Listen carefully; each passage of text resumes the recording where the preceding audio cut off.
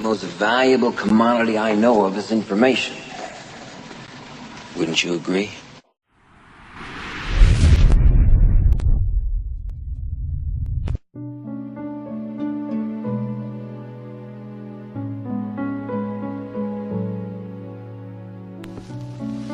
This is Earl Nightingale. The purpose of this recording is to tell you about and try to condense one of the most amazing books ever written, Think and Grow Rich by Napoleon Hill. Without question, this single book has had a greater influence on the lives, accomplishments, and fortunes of more individuals than any other work of its kind.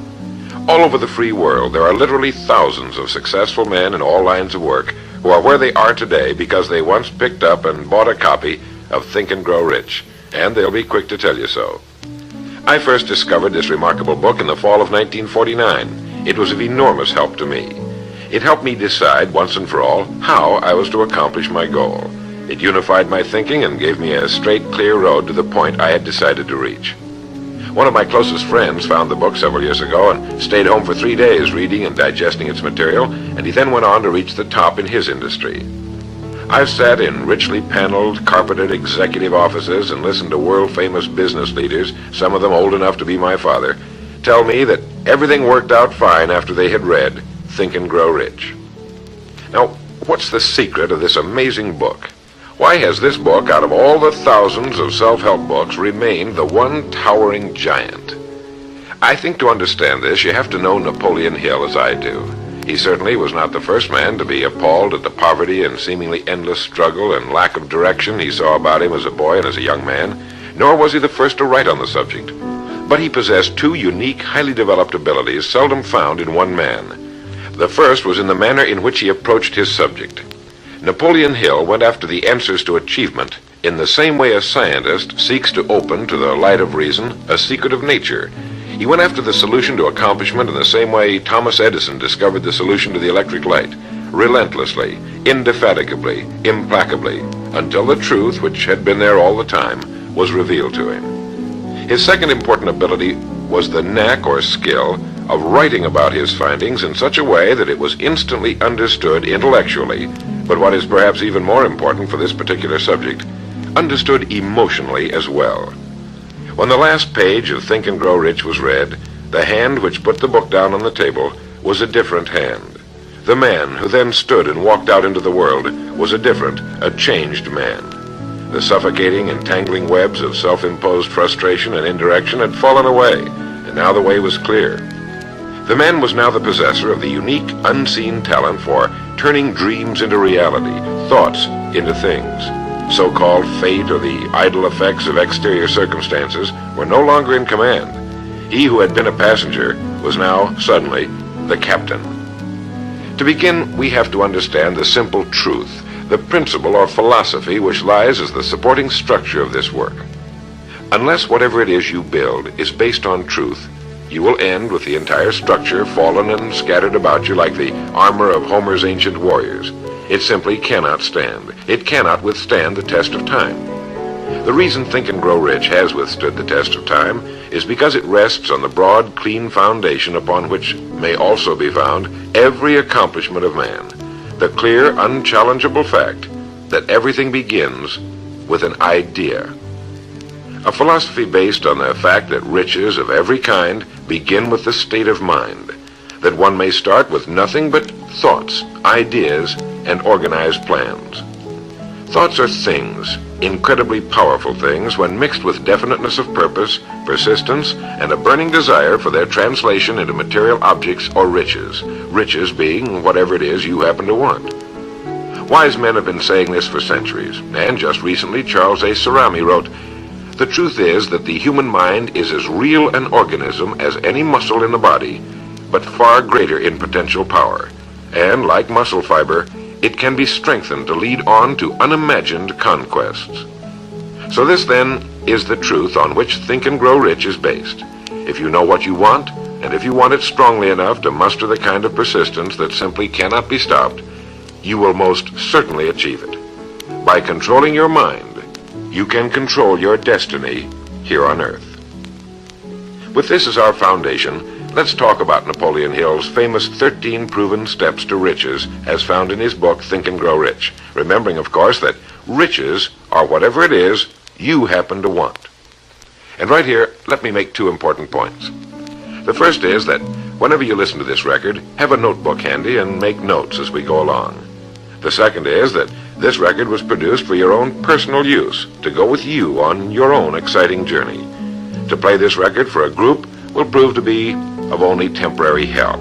Make sure you have your own personal copy to play again and again, particularly at those times when you may feel yourself getting off the track. And now, Napoleon Hill's famous 13 principles. You will notice that we have separated each principle by banding them on the record. In this way, you're given quick access to any particular principle to which you may wish to return for reference. The first principle, desire. Here is the starting point for all achievement, the first step toward riches. But it's right here that we so often run into a stumbling block. A person will say, I know what I desire, but can I get it? We'll get into this business of doubt later, but once and for all, let's clear up this point. This point of whether or not you can accomplish that which you desire with all your heart. I think it was best expressed by Emerson, who wrote, "There is nothing capricious in nature, and the implanting of a desire indicates that its gratification is in the constitution of the creature that feels it." In other words, you would not have the desire unless you were capable of its achievement. Each of us has a built-in governor, and our desires are modified by our abilities and leanings. Whatever it is that you desire with all your heart, understand once and for all that it can and should be yours. In Think and Grow Rich, Napoleon Hill cites example after example of why your burning desire is nothing more than an accurate picture of what you will one day become. So right here, firmly establish in your mind that which you desire more than anything else. For, as Helvetius put it, by annihilating the desires, you annihilate the mind. Every man without passions has within him no principle of action, nor motive to act. A good way to determine whether or not you really have a burning desire is to examine the way you go after it. If you go after that which you think you desire tentatively, timidly, in an attempt to play it safe, you don't have a burning desire at all. You can't get to second base if you keep one foot on first. But if you're willing to burn your bridges behind you and say once and for all, this is it, this is what I will do, and I will never retreat, I'll never go back, then you have the sort of desire that can only end in success. It takes that kind of resolve to be able to keep picking yourself up after the falls you're bound to take. The only people who don't make mistakes are those who never try anything. The timid feeders in the lagoon who never venture into the broad deep sea beyond. While these principles will work for anything you may want, a more harmonious home life, a more successful career, for our example, let's say your desire happens to be more money, to better care for your family and provide for your future years, to get your share of the prosperity that lies ahead. Napoleon Hill gives us 6 definite, practical steps to follow. 1. Fix in your mind the exact amount of money you desire. It is not sufficient merely to say, I want plenty of money. Be definite as to the amount. There's a psychological reason for definiteness, which will be described in a subsequent principle. Number 2, determine exactly what you intend to give in return for the money you desire. There's no such reality as something for nothing. 3, establish a definite date when you intend to possess the money you desire. And 4, create a definite plan for carrying out your desire and begin at once, whether you're ready or not, to put this plan into action. 5, write out a clear, concise statement of the amount of money you intend to acquire, name the time limit for its acquisition, state what you intend to give in return for the money, and describe clearly the plan through which you intend to accumulate it. 6, read your written statement aloud twice daily, once just before retiring at night, and once after arising in the morning. As you read, see and feel and believe yourself already in possession of the money, or whatever your goal happens to be.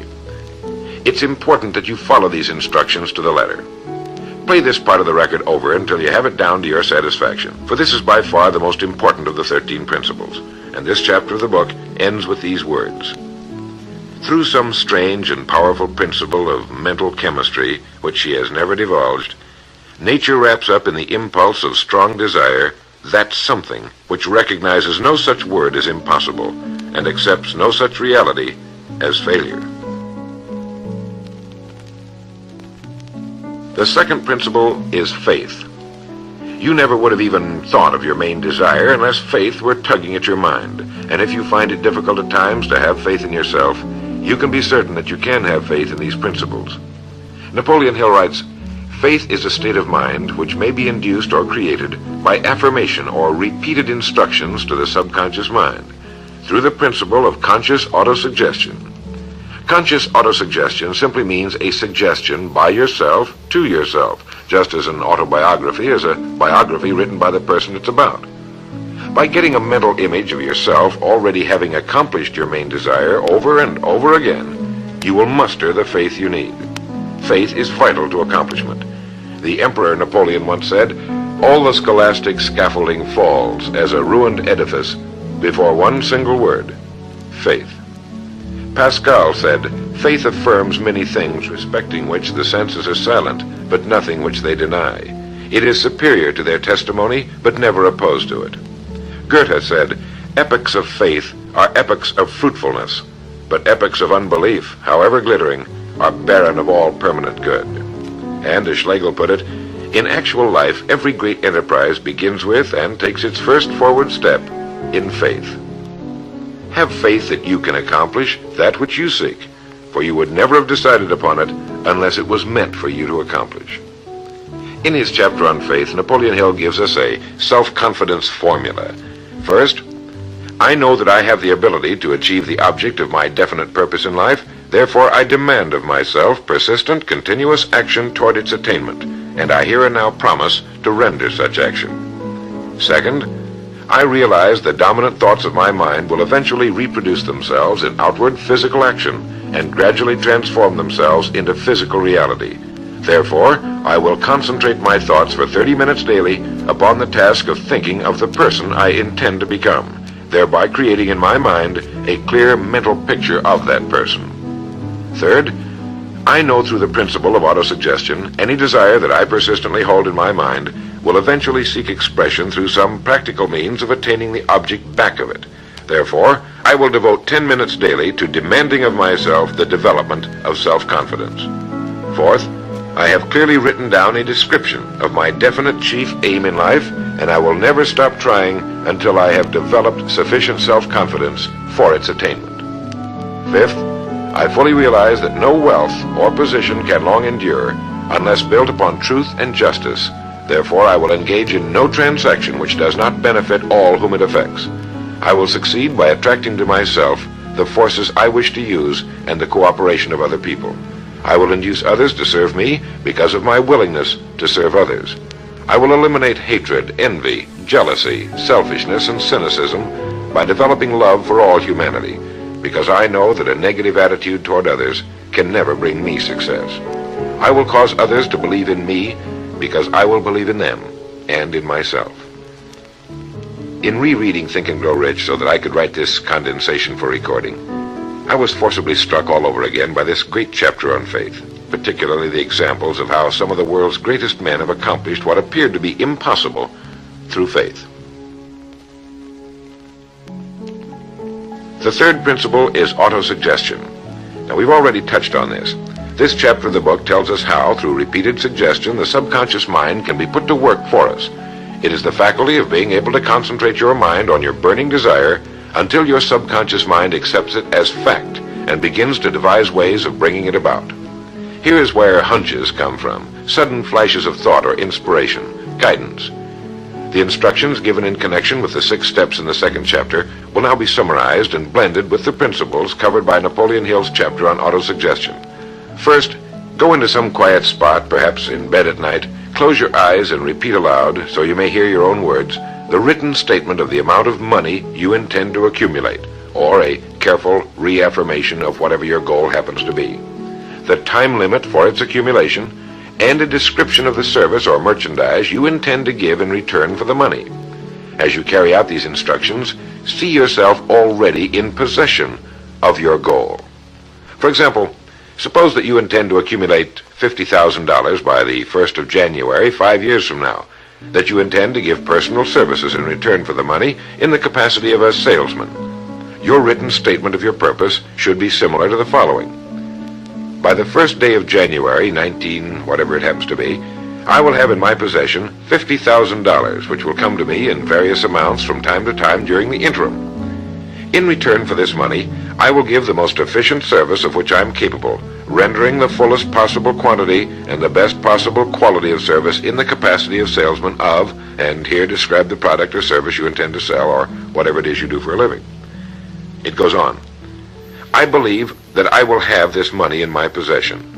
My faith is so strong that I can now see this money before my eyes. I can touch it with my hands. It is now awaiting transfer to me at the time and in the proportion that I deliver the service I intend to render in return for it. I am awaiting a plan by which to accumulate this money, and I will follow that plan when it is received. Second, repeat this program night and morning until you can see in your imagination the money you intend to accumulate. Third, place a written copy of your statement where you can see it night and morning and read it just before retiring and upon arising until it's been memorized. As you carry out these instructions, you are applying the principle of auto-suggestion. The fourth principle is specialized knowledge. It is here that I think Napoleon Hill makes a very important point. Knowledge is power only to the extent that it is organized into a definite plan of action and directed to a definite end. To quote from the book, before you can be sure of your ability to transmute desire into its monetary equivalent, you will require specialized knowledge of the service, merchandise, or profession which you intend to offer in return for fortune. Perhaps you may need much more specialized knowledge than you have the ability or the inclination to acquire. And if this should be true, you may bridge your weakness through the aid of your mastermind group. More on this later, but for now realize that you must learn all you can about your specialty. Set aside a definite time every day for learning more about what it is you do for a living. Take the courses that are offered on your subject and associate with men who know your business well. The fifth principle is imagination. The imagination is literally the workshop wherein are fashioned all plans created by man. The impulse, the desire, is given shape, form, and action through the aid of the imaginative faculty of the mind. It has been said that man can create anything he can imagine. As Napoleon Hill says and teaches, whatever the mind of man can conceive and believe, it can achieve. Man's only limitation within reason lies in his development and use of his imagination and subsequent motivation to action. The great leaders of business, industry, finance, and the great artists, musicians, poets, and writers became great because they developed the power of self-motivation.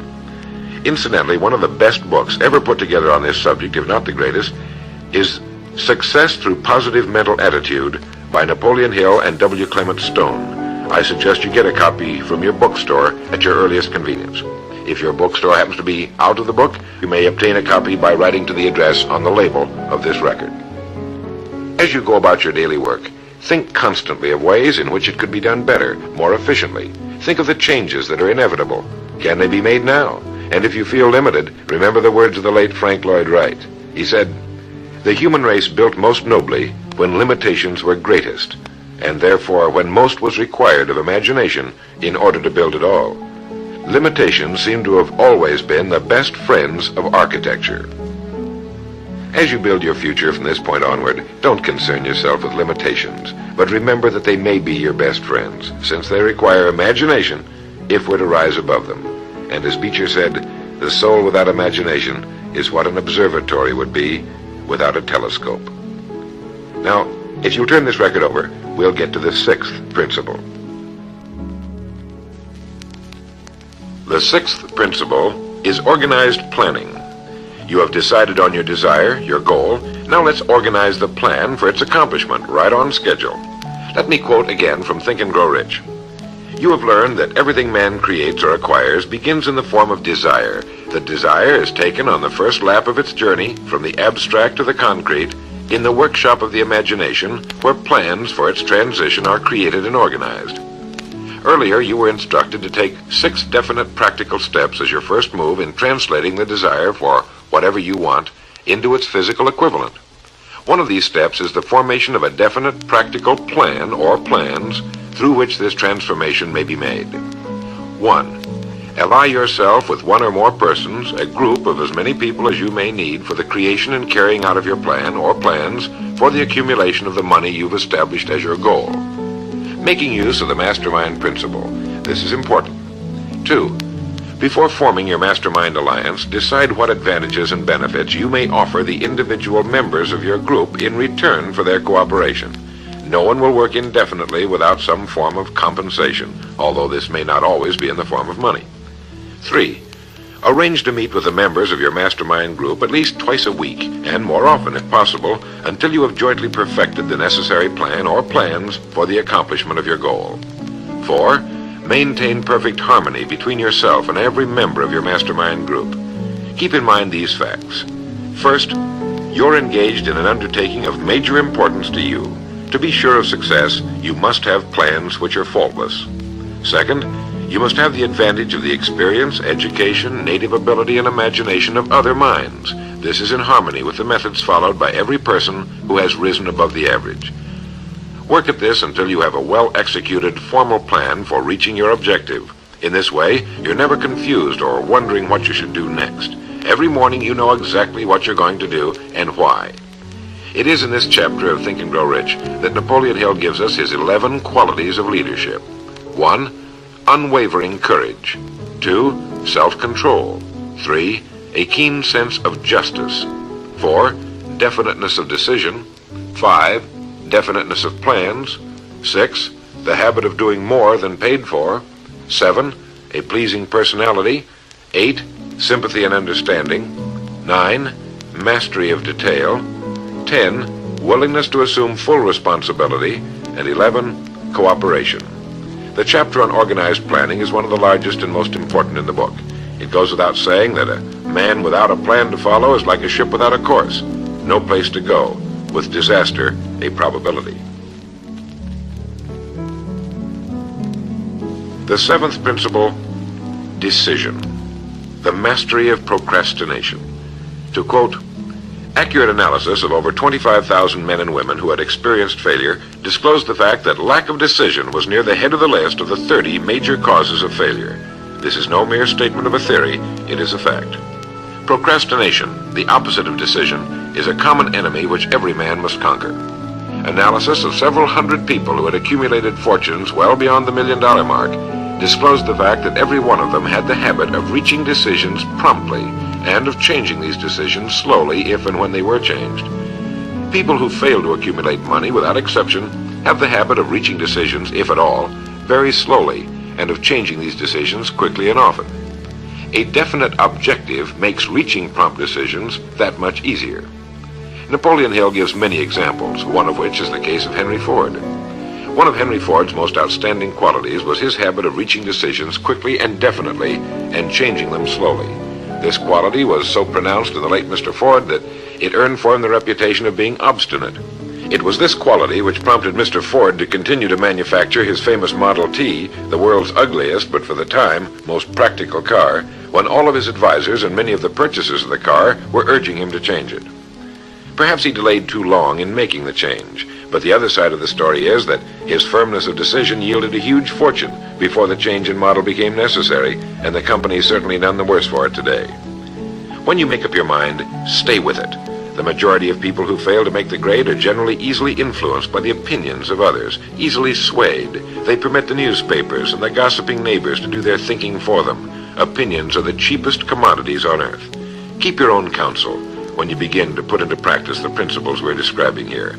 By reaching your own decisions and following them, take no one into your confidence except the members of your mastermind group, and be very careful in your selection of this group, that you choose only those who will be in complete sympathy and harmony with your purpose. Close friends and relatives, while not meaning to do so, often handicap one through opinions and sometimes through ridicule. Thousands of men and women carry inferiority complexes with them all through life because some well-meaning but ignorant person destroyed their confidence through opinions or ridicule.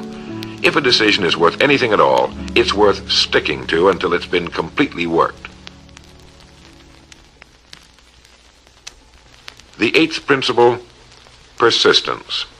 Napoleon Hill defines persistence as the power of will. Willpower and desire, when properly combined, make an irresistible pair. Persistence to an individual is what carbon is to steel. In uncounted thousands of cases, persistence has stood as the difference between success and failure. It is this quality more than any other that keeps the majority from great accomplishment. They'll try a thing, but as soon as the going gets tough, they fold. Experience with thousands of people has proved that lack of persistence is a weakness common to the majority of men. It is a weakness which may be overcome by effort.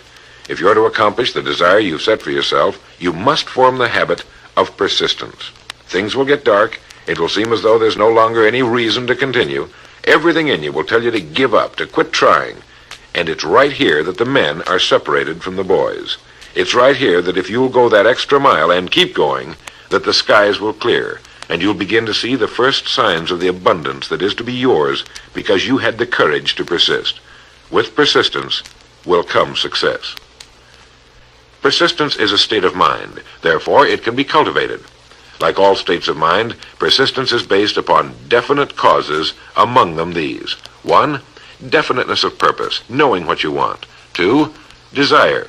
3, self-reliance. 4, definiteness of plans. 5, accurate knowledge, knowing that your plan is sound. 6, cooperation. Sympathy, understanding, and harmonious cooperation with others tend to develop persistence. 7, willpower. 8, habit.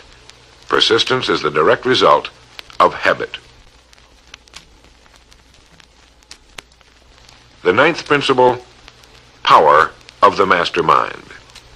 It is in this section that Napoleon Hill describes the importance of forming a group of individuals sympathetic to your desire. They may be individuals with similar plans. A mastermind group can be made up of 2 or more individuals. No 2 minds ever come together without thereby creating a third invisible, intangible force, which may be likened to a third mind. You may have noticed many times that by discussing something with another individual, you suddenly get good ideas as a result of this association. Ideas you would not have gotten without this association. The same thing happens to the other person.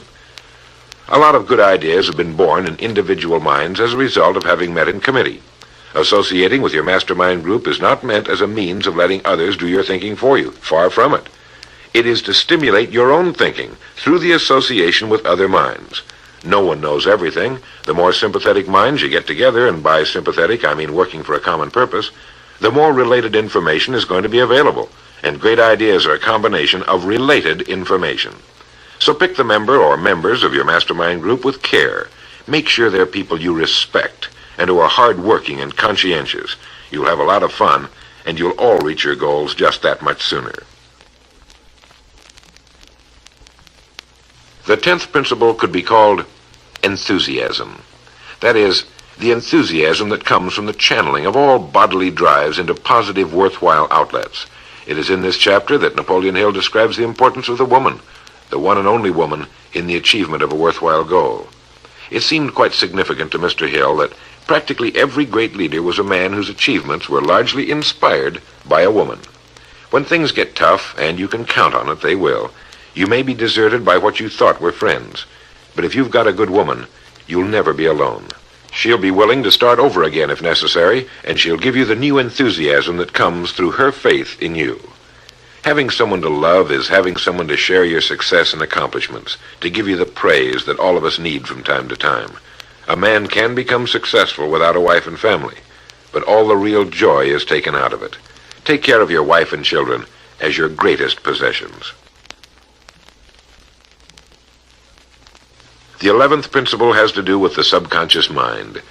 The subconscious mind consists of a field of consciousness in which every impulse of thought that reaches the objective mind through any of the 5 senses is classified and recorded, and from which thoughts may be recalled or withdrawn as letters may be taken from a filing cabinet.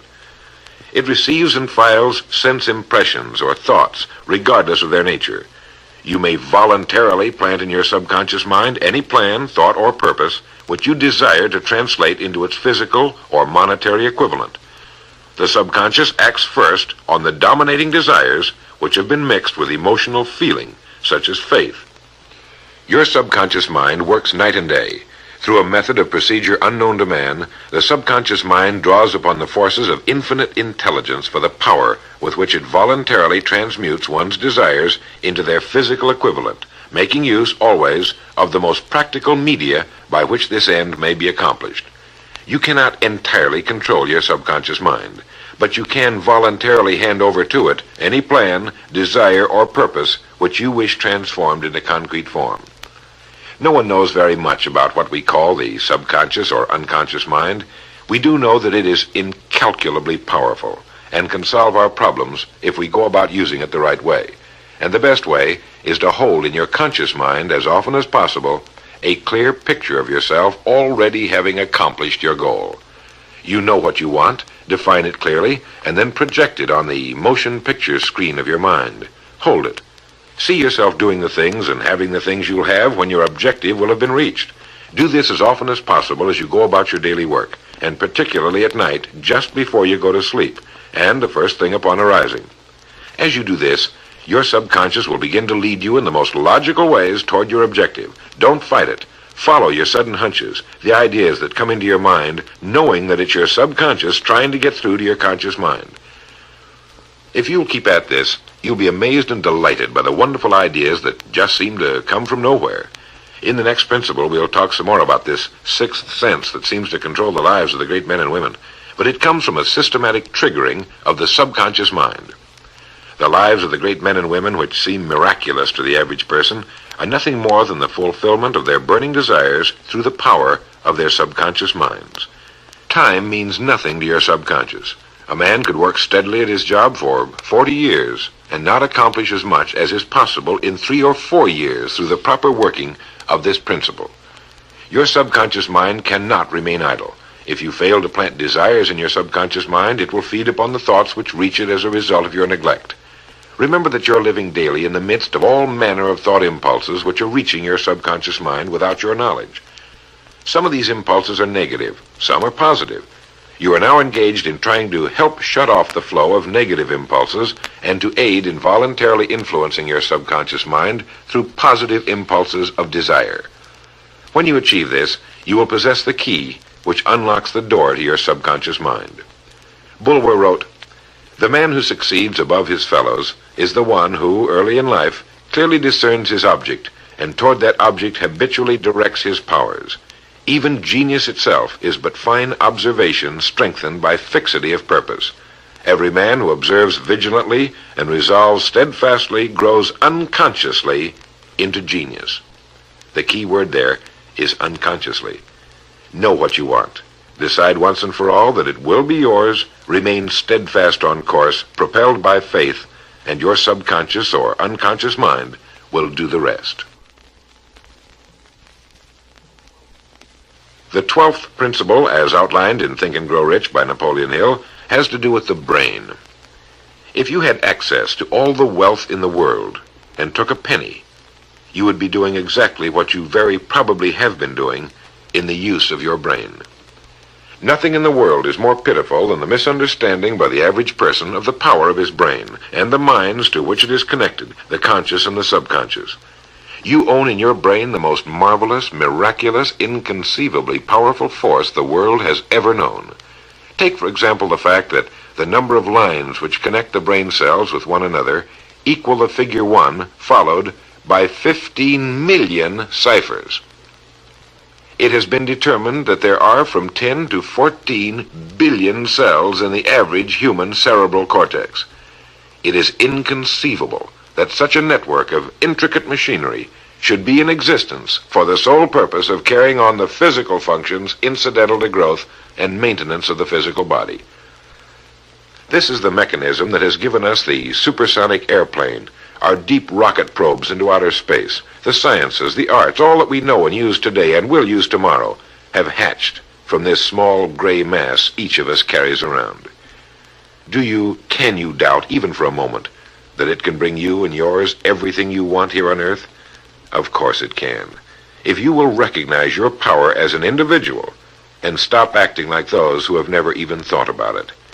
Give it the job you've decided to accomplish and watch it handle it. The 13th and final principle is called the sixth sense. The sixth sense can be described as the sense through which infinite intelligence may and will communicate voluntarily without any effort from or demands by the individual. This principle is the apex of the philosophy. It can be assimilated, understood, and applied only by first mastering the other 12 principles. The sixth sense is that portion of the subconscious mind which has been referred to as the creative imagination. It has also been referred to as the receiving set, through which ideas, plans, and thoughts flash into the mind. The flashes are sometimes called hunches or inspirations. The sixth sense defies description. It cannot be described to a person who has not mastered the other principles of this philosophy, because such a person has no knowledge and no experience with which the sixth sense may be compared. The sixth sense is not something that one can take off and put on at will. Ability to use this great power comes slowly through application of the other principles we've outlined. Many individuals come into a workable knowledge of the sixth sense even before the age of 40, but more often the knowledge is not available until one is well past 50, and this for the reason that the spiritual forces with which the sixth sense is so closely related do not mature and become usable generally except through years of meditation, self-examination, and serious thought. But begin to develop it now by applying the principles we've talked about here. Remember this: man can create nothing which he does not first conceive in the form of an impulse of thought. Man's thought impulses begin immediately to translate themselves into their physical equivalent, whether those thoughts are voluntary or involuntary. Keep fear out of your mind by concentrating on the mental picture of your goal, your greatest desire. Now, I want to mention that Think and Grow Rich as a book carries more endorsements by great men who knew of its truth than any other book of its kind ever written. I'll touch on only a few. All of these great men actually endorsed Napoleon Hill's principles. Former President of the United States William Howard Taft. F.W. Woolworth wrote that he had built his great chain of stores by applying many of these principles. Robert Dollar, who built the great Dollar steamship line, wrote, "If I had had this philosophy 50 years ago, I suppose I could have accomplished all that I've done in less than half the time. I sincerely hope the world will discover and reward you." Samuel Gompers wrote that the mastery of these principles is the equivalent of an insurance policy against failure. President Woodrow Wilson. John Wanamaker, the merchant prince, wrote, "I know that your fundamentals are sound because I've been applying them in my business for more than 30 years. George Eastman, the world's largest maker of cameras, Thomas Edison, Luther Burbank, Theodore Roosevelt, E.M. Statler, John D. Rockefeller.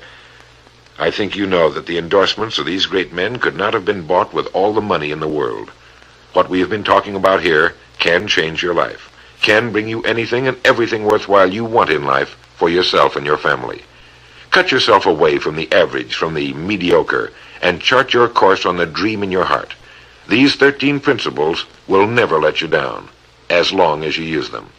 And now, it is with great pleasure that I give you the author himself, Napoleon Hill. Thank you, Earl Nightingale. The message which you who are listening have just heard has brought you within 3 short steps of the supreme secret of success. The same secret which has brought happiness, peace of mind, and financial success to countless thousands of people who have read Think and Grow Rich. The same secret which has made master salesmen out of ordinary order takers. And the same secret which has brought friendship, love, and marriage to men and women who have come under the spell of the 13 principles which Earl Nightingale has just described.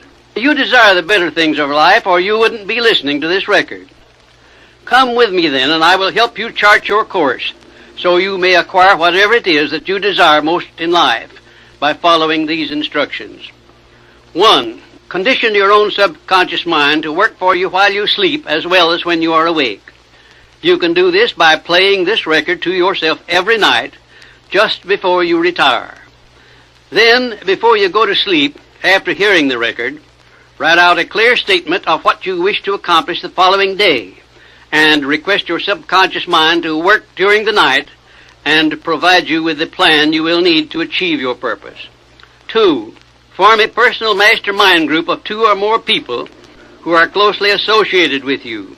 They can be members of your family, your business, or your professional associates, or people who work where you are employed, and play this record in their presence at least once a week. After you have done this, engage in a friendly roundtable discussion of the 13 success principles and request each person in the group to participate and to look for inspirational ideas which may help him or her to become more successful. 3, beginning now, follow the habit of rendering more service and better service than that which is expected of you, and do it in a pleasing, positive mental attitude. This will make friends for you, it will increase the value of your services, and it will attract opportunities by which you may get from life whatever it is that you most desire. Follow these instructions to the letter, and you will surely see the day when you can express a prayer of gratitude for having had the privilege of hearing and acting on the message which Earl Nightingale has given you through this record.